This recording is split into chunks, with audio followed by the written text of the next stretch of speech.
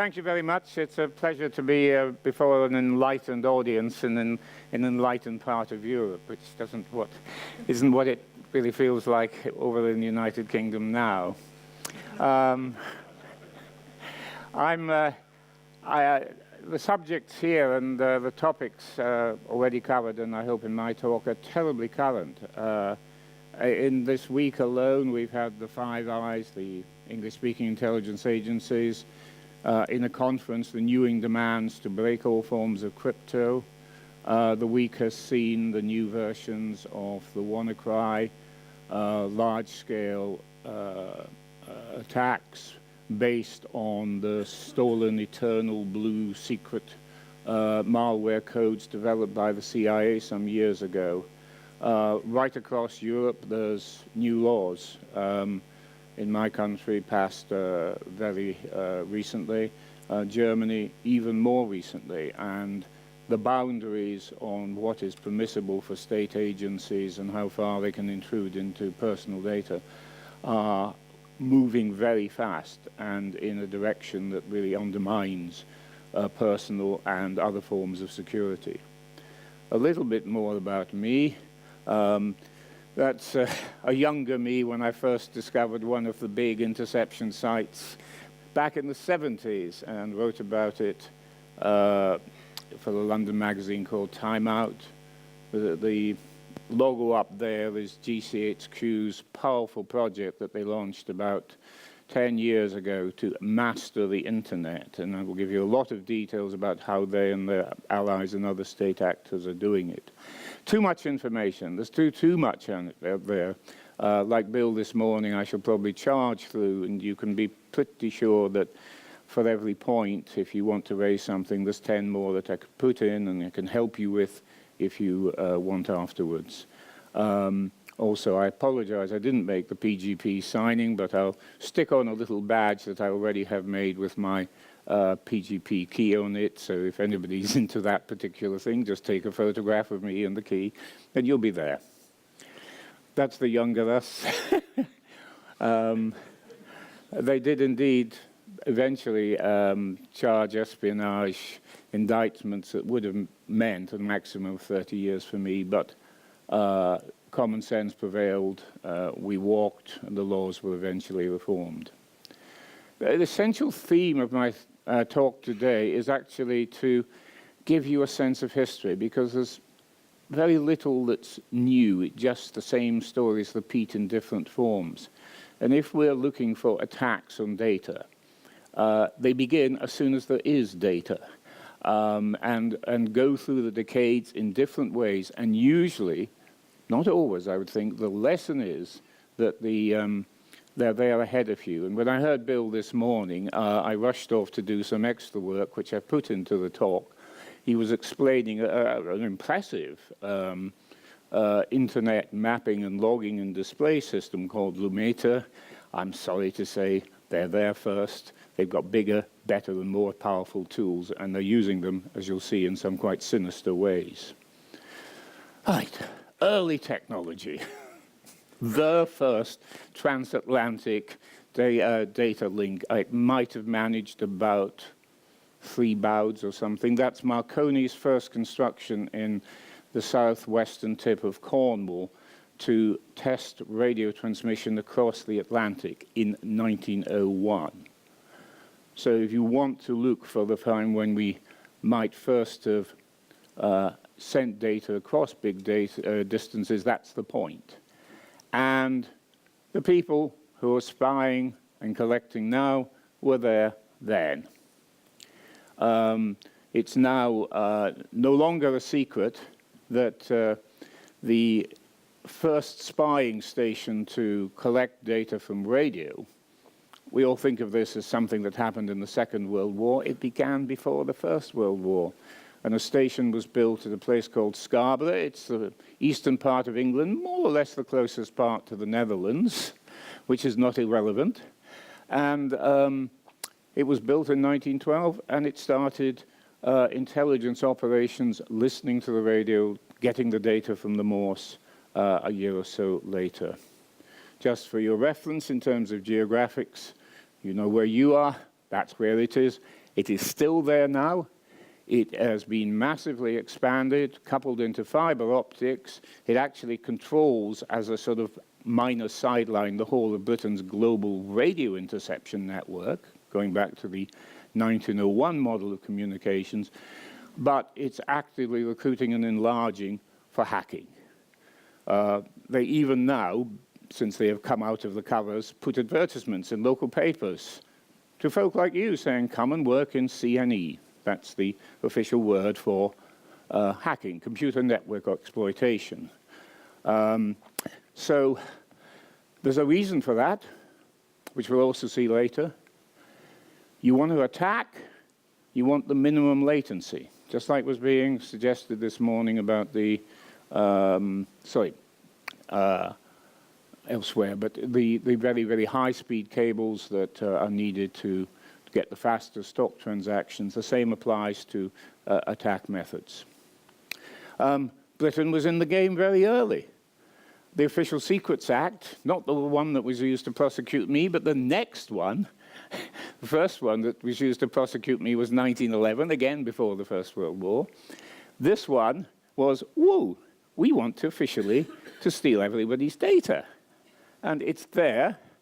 Power to require the production of telegrams, where it appears to a British minister that it is expedient in the public interest, he may by warrant require any person who does telegrams to produce to him the warrant of the originals, transcripts, all telegrams of any specified class. This law, which has been portrayed as controversial and modern, was actually created in 1920, saying, as an imperial power of Britain then was, we're going to help ourselves to everyone's data.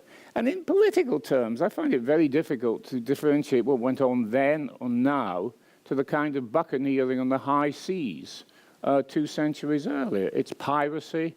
It starts out in a sort of private way, and then it becomes a state activity.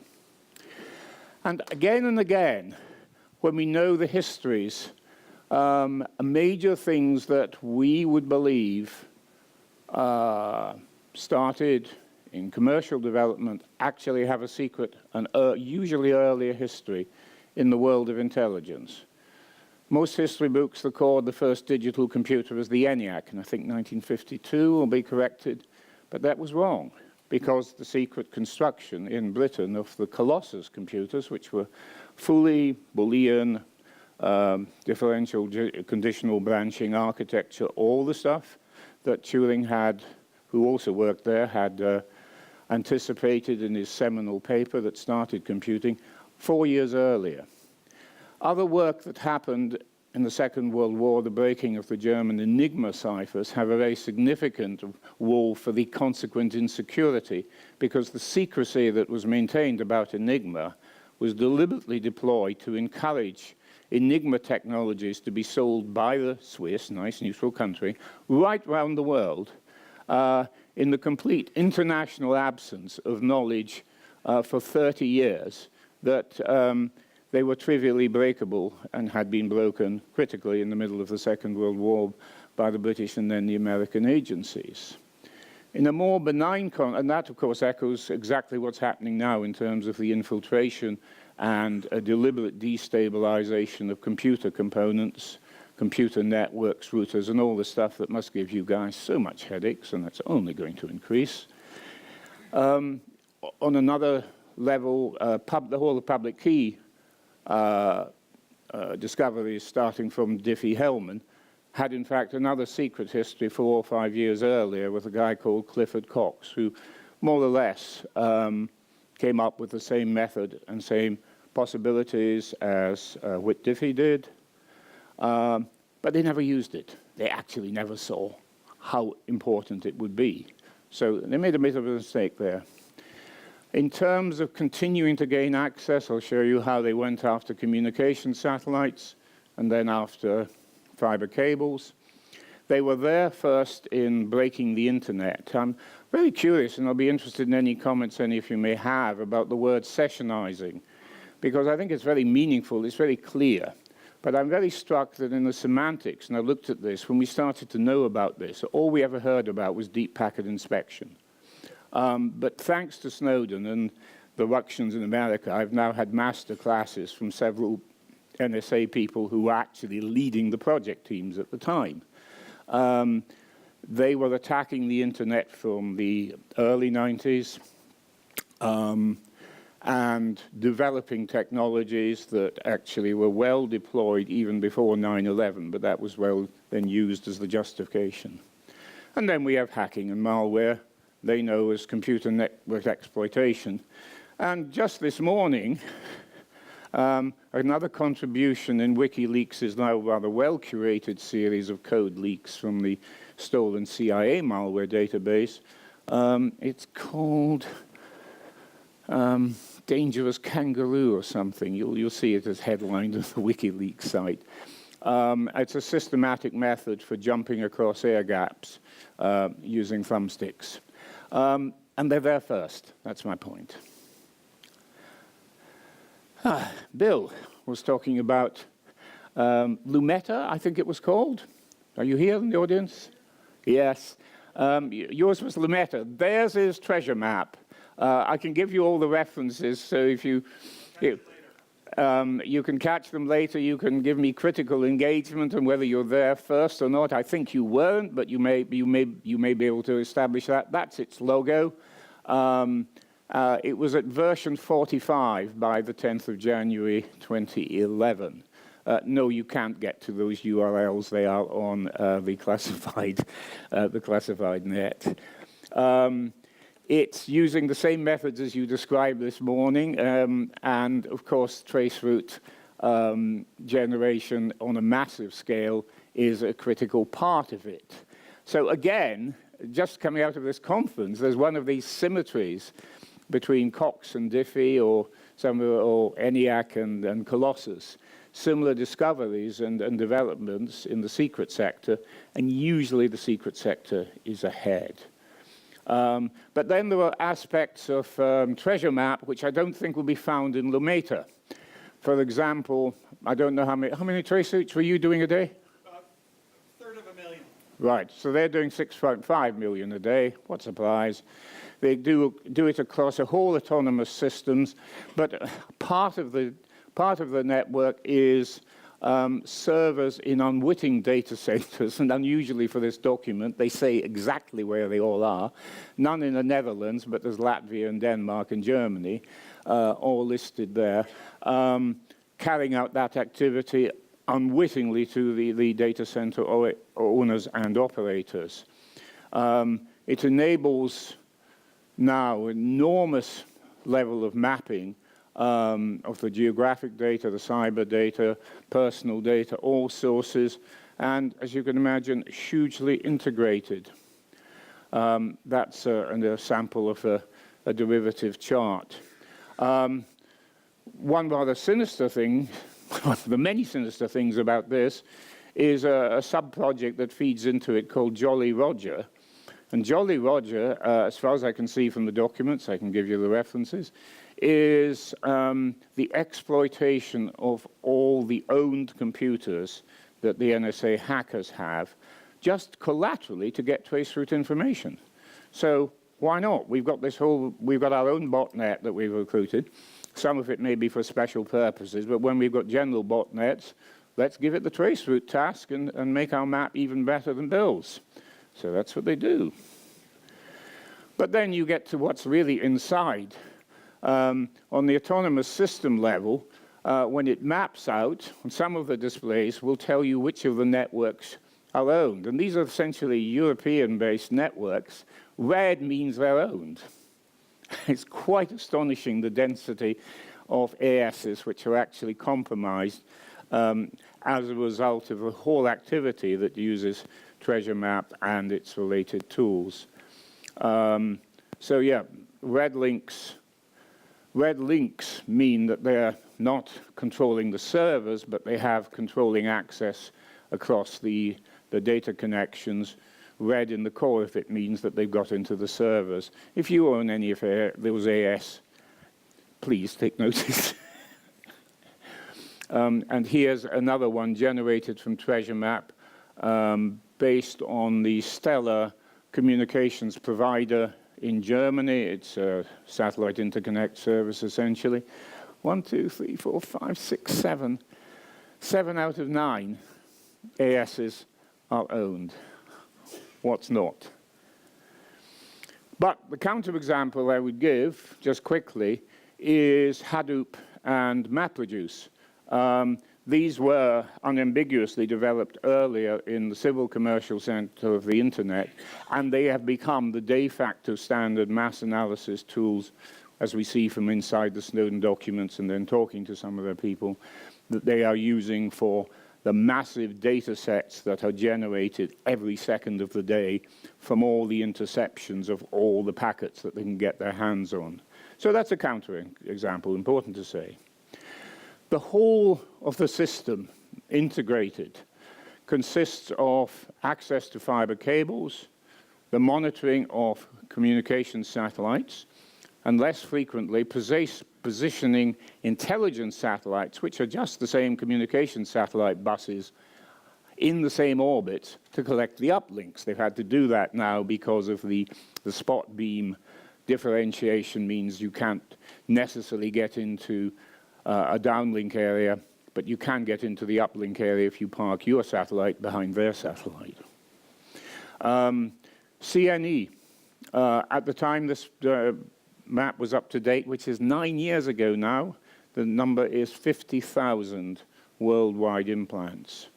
Large cable means they've got control of the cables, and that can actually mean intercepting the cable and interfering with the transmissions, and I'm going to give you an example of that. And FornSat is the satellite collection system. Regional means doing it from embassies, doing it from diplomatic premises where they're protected, and I'll show you some examples of that. And third party means collaborative, the stuff they can get from many countries that play along with them. Apart from that, they have compromised 80 corporations, either by law but usually by money, and in Britain it's the same. So every big name on the internet, every major provider from Google through Facebook, through Microsoft, through Cisco, Dell, everybody, just about everybody you can name. The only company which held out the wave to push people into really wiring themselves the way the government wanted in the US was QWest, and the history of the CEO of that company is rather unfortunate. Approved signet relationships. The 5 English-speaking countries stand at the top, but there are over 35 other countries across the world which have collaborative and complete feeds of data or controlled feeds of data. Netherlands is not an exception. The HQ at Husum feeds in and is linked into the system. I haven't caught up recently with how well Dutch Parliament or Dutch government has managed the control of that relationship. There are too many countries and too much surveillance. I apologize. So in summary, you have 5 English-speaking countries at the top, 30 third-party countries, 90 commercial partners, 20 major cable accesses, but you also have covert cable accesses, some of which are actually engineered by a submarine that's specially built, about 2,000, to go down, grab the cable, pull it in, and wire in a fiber tap. It's hairy stuff when you consider you're down in the ocean and there's 10 kV coming through, but it's not been a great success, one is told, but you never can be sure. Embassy surveillance sites, well, you know, what's not? The theme they've been kicking around is collect it all. The more paranoid might believe they do. I don't believe they do or can. They also have, so this is the nerd's guide to some of their special language. Sessionizing is deep packet inspection, as we call it. An atom is an IP session metadata. They call it digital network intelligence. They have an atomic SIGINT data format, which is critical to many of their large scales, and sessionized output transport. You put it all together, you're passing it up the line to analysis. Oops, sorry, I've hit my wrong thing here. Ooh. So I have to take you right back. Hit the wrong button. Do apologize. You get a preview.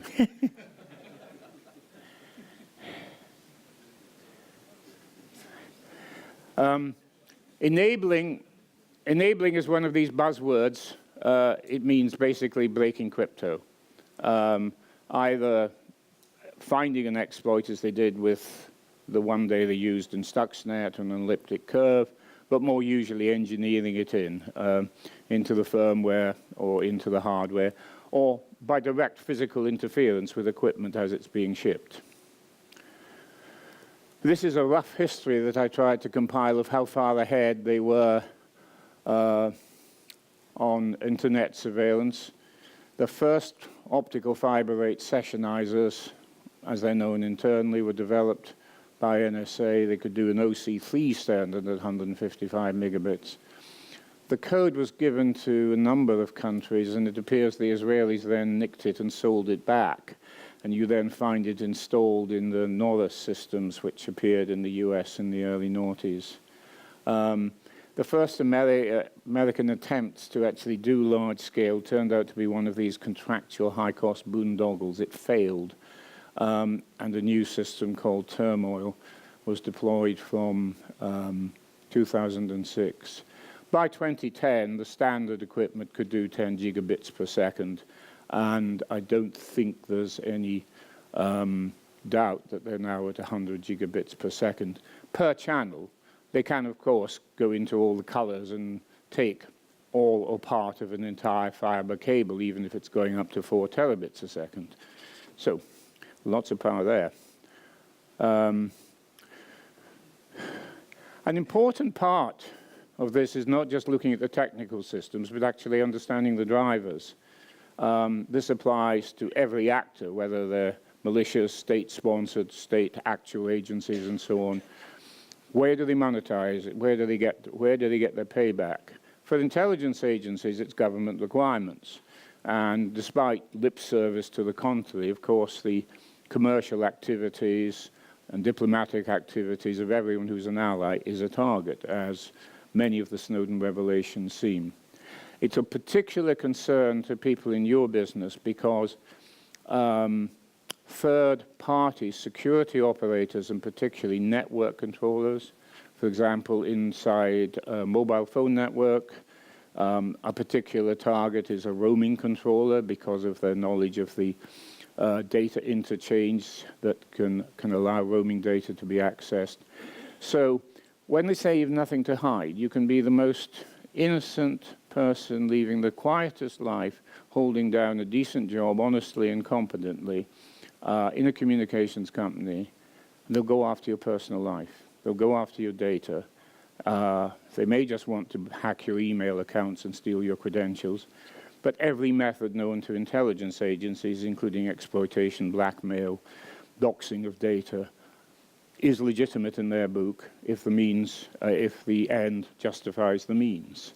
And that is a very particular reason for being especially concerned if you're in the security business at all. Because, of course, they're fighting terrorism. Of course, they're trying to help keep out Russian and Chinese and other third-party actors. But they may also be after you at the same time, your employer, your employer's data, and especially those things which give access to communications. Target the international summits is an example. The British interception system was massively strained, covering the London summit in 2009. GCHQ is Britain's agency, and these documents, again from Snowden, show that they are up to every kind of dirty trick that you would think in terms of exploiting the data.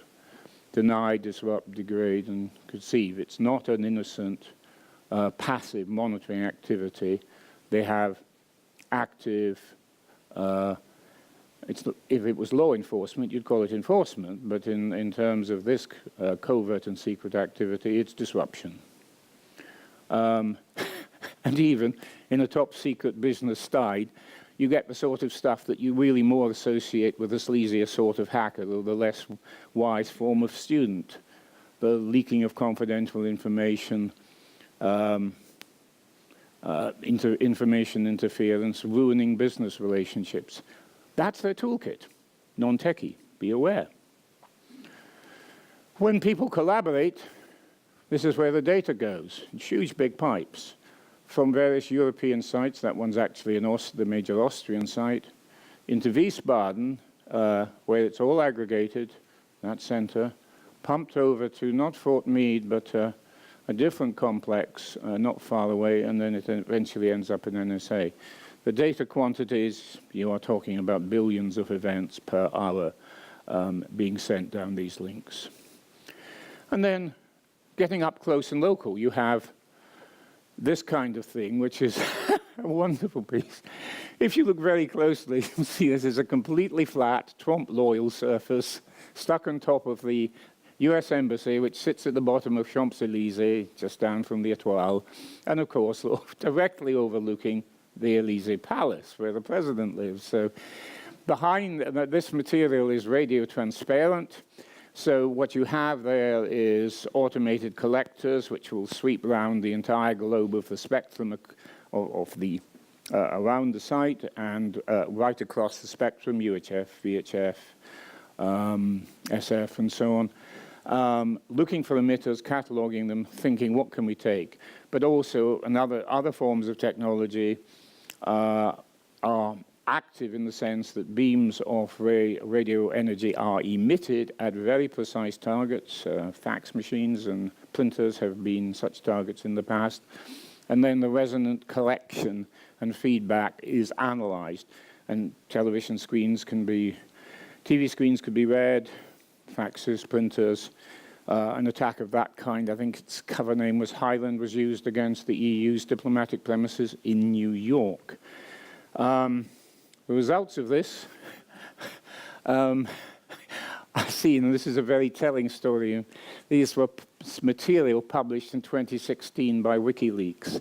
And in this set of documents from France, Espionage Élysée, these are NSA high-level reports based on gathering intelligence on President Hollande at the time's telephone calls, and literally an hour-by-hour account of what he was doing, which you can pretty much assume has a lot to do with that little false building on top of the embassy.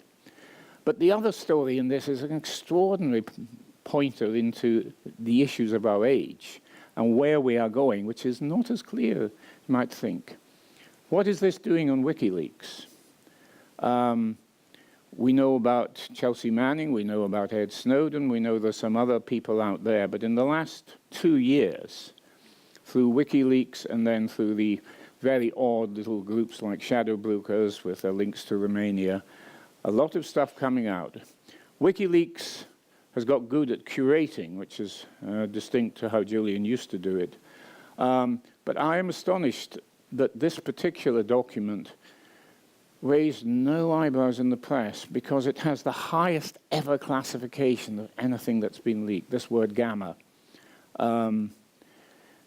Edward Snowden was several degrees below getting near anything like that. This is on the output level when you've taken it all in through the collection systems, analyzed it, looked at what the top people want to know, and you may print it in only or give access to 10 or less people. The fact that this gets to WikiLeaks rather suggests the Russians have got it. Why are the Americans not screaming? And for God's sake, from the point of view of all they shout about, this means that they are penetrated either technically within their distribution systems at the highest level, or alternatively, they have intelligence agents who were in place at the time also at the highest level.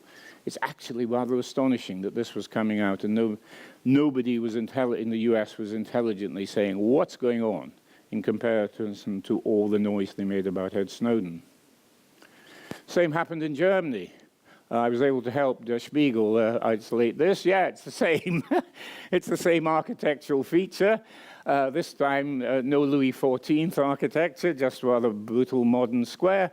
But right on top, you have the collection facility, and these are radio transparent windows, so all the kit looks behind there. Bizarrely, we were doing this at the time that Obama was coming over to meet the Chancellor in Brussels and had made a promise to stop spying. And we had, at the same time, set up infrared collection against the espionage location. And if you look at this, it's very high resolution comparatively. You can actually see racks. You know, you can recognize the heat of the racks coming off. That was remarkable. You'd be able to, if you did that over time, which is not in the province of journalists, but it is in the province of agencies, you might learn some information about what was operating. But we learned some information because 24 hours later, after Obama had met Merkel, it had all gone cold. And I thought, well, that gives them an easy way of saying, I'm not spying on you anymore. Yeah. We haven't checked as to whether what the heat signature is these days. Britain does the same. This is an overhead view of the British Embassy, which is also just by Brandenburger Tor and Unter den Linden. And this is not a weather balloon. It's the same kind of collection facility. And I used the ability, this is done off the Google Earth view tool, to actually demonstrate that you had line of sight both into the Bundestag and into the residence, the Chancellor's residence, from that little white cylinder, hidden. You can't see it from the street, but you can see it. The day after we did the story, the German intelligence actually sent some representatives round saying they'd like to inspect. They were shown the door. The Echelon system is another very interesting example of their priorities. Echelon was, for many years, and still is on the internet, a conspiracy word, and I'm responsible, not for the conspiracy, for it being out there. I wrote about the system in 1988, when it was in fact 22 years old, which I guessed at the time. But it took literally 30 years from the time of publication from Edward Snowden to produce these documents, which actually showed that the work I did in '88 was 100% correct as to timing and capacity.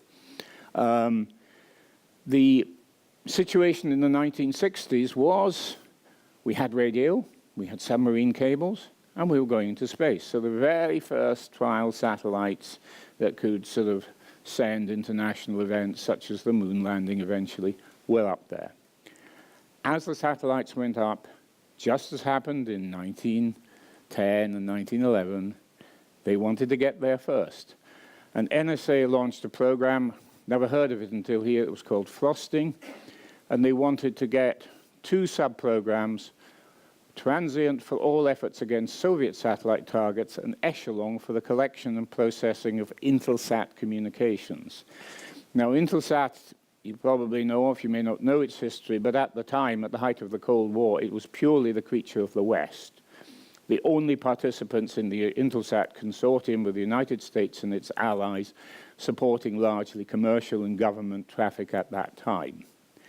What is astonishing about this document is that the targeting of the Soviet satellites, which were an understandable strategic enemy, occurred in the planning stage at the same time with the same priority and importance as targeting Western civil communications. That's how deep the mindset goes, that's how long it goes. And in fact, the history shows that the first Echelon stations were built before the sites which then targeted the Soviet communications in space. That's my story in 1988. That's the very first antenna that was built in the United Kingdom. It was exactly the same kind of 30-meter dish that was being used 60 miles away for the legitimate reception. And that antenna, these 2 antennas there, the first one is targeting the link across the Atlantic, and the second one across the Indian Ocean. And the other one, the dish on this side, is the American legitimate terminal run at the time by Bell. Another thing that starts much earlier is our most intimate tool, the search tool. the index search tool, the free text search tool, where you're not using structured data. Now, this is so ingrained into your genes. If you're not a bit crustier like me, you probably don't even think it's different from the green grass around, but it was.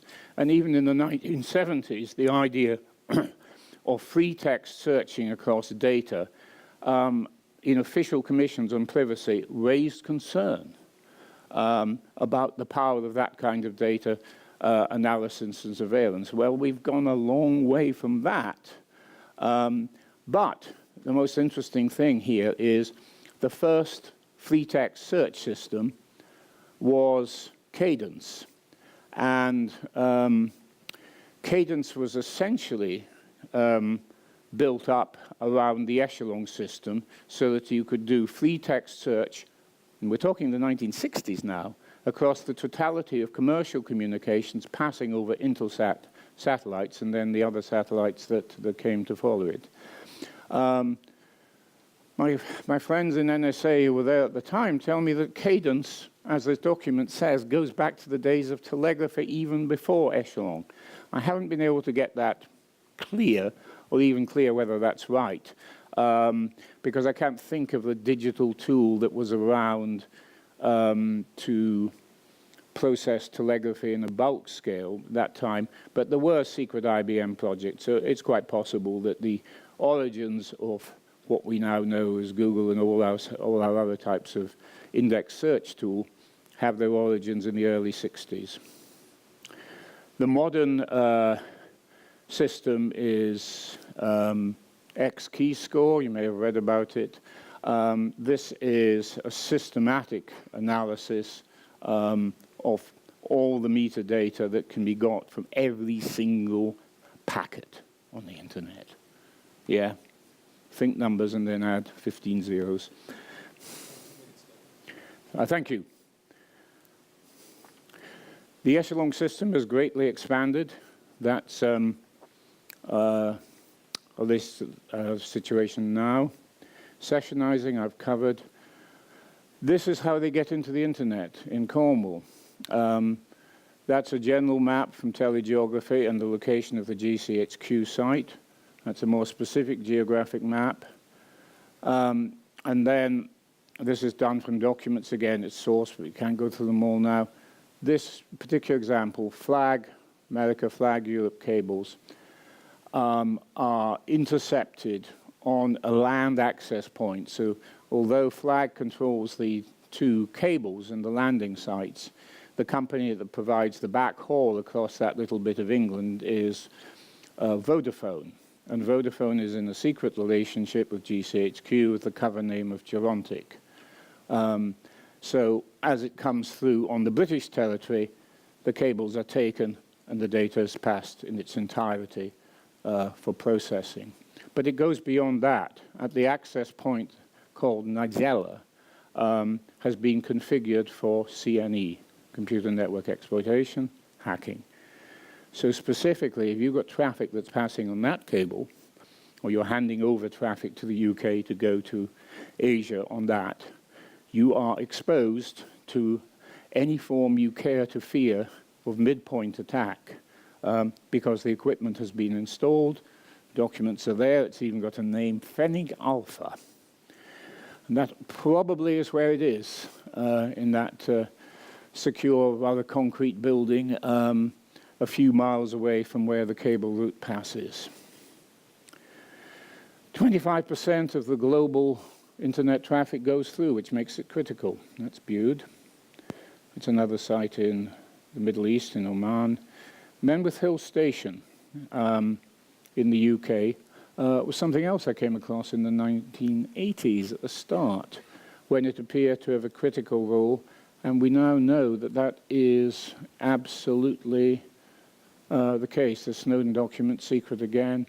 This is the automatic attack and also defense system run by NSA and its allies, so that it's communicating with implanted computers, controlled computers, and the surveillance systems that run over satellite or cable. But critically, Menwith Hill Station is the center for malware activities in Europe. And again, that's about latency. You want to be on safe territory. You want to be in the UK to look towards Europe and Russia. Just as in Asia, they have a similar site in Japan. So that's, this was a chance for me to exercise my surveillance. This is footage I filmed with a drone. I'm not actually overhead, and actually during part of the flight I was actually standing beside the RAF commander who'd come out.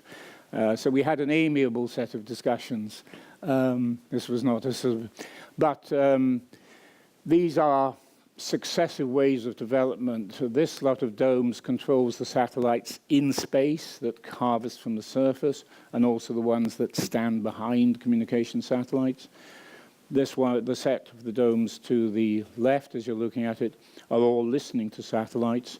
This new building here is for tailored access operations. That's the NSA's hacking division.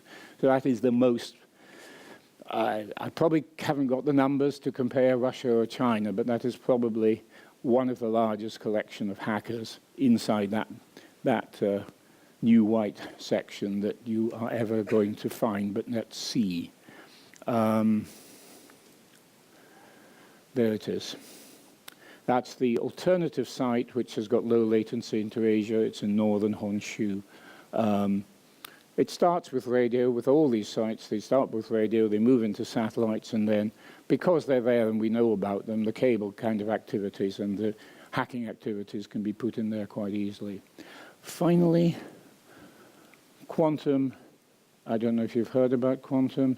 This is, again, largely controlled from NSA, and it's based on access to the packet traffic and then setting up a race condition to beat the Yahoo response in this example, to send it to a target completer so that you're sending malware back.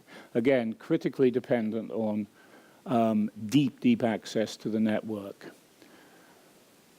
Implants achieved. Britain has brought through new legislation and also participated in massive attacks against internet technologies, the Bull Run program, groundbreaking capabilities, extremely sensitive, many methods, not just mathematics, but hacking, collaboration, and so on. It's to break encryption on a massive scale. You're talking about, there it is, SSL, SSH, HTTPS, eVoIP, and so on. And VPNs are a particular target. Everything that I've seen about VPNs in this classified material or heard from people suggests that very few VPN operators have escaped attacks. We will skip to the end, and I'll just... That's the one that came out this morning's revelation. A CIA tool written some years ago for getting across air gaps, device for security. We're in interesting times. We definitely live in interesting times. And I hope you will have been informed, will continue to be informed, and I'm happy to engage with you. Thank you very much.